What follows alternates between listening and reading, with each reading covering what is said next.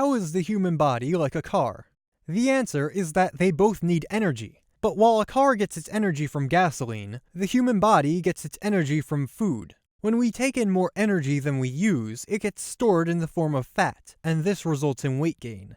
But how does food become energy? Well, as food passes through the mouth into the stomach and intestines, it breaks down into three types of fuel: carbohydrates, fats, and protein. The bloodstream takes up these substances and delivers them to all the body's cells, which use them to create energy.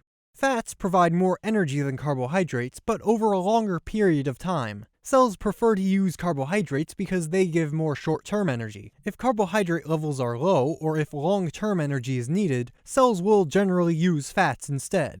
Proteins are used for vital functions and aren't often used for energy unless both carbohydrates and fats are deficient. Whatever fuel the cell chooses, it is burned to create energy. The waste products are carbon dioxide, which is exhaled, and water, which is removed in sweat or urination. The energy produced is measured in the form of calories.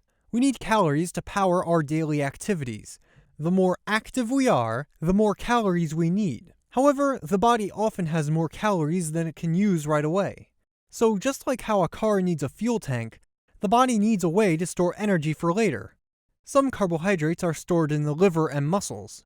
The muscles keep all their carbs for themselves, but the liver releases some when short-term energy is needed. But this energy doesn't last very long.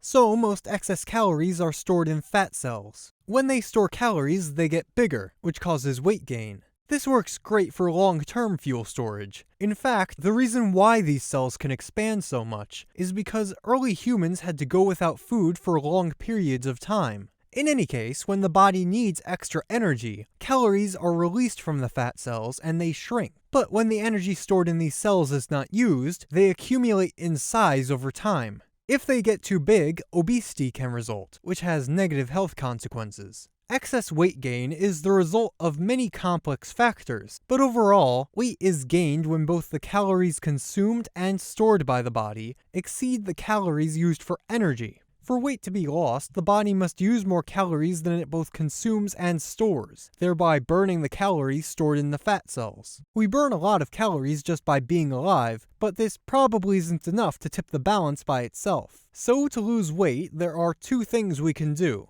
One, we can reduce the amount of calories we eat to store less energy. Two, we can perform regular physical activity to use up the stored energy.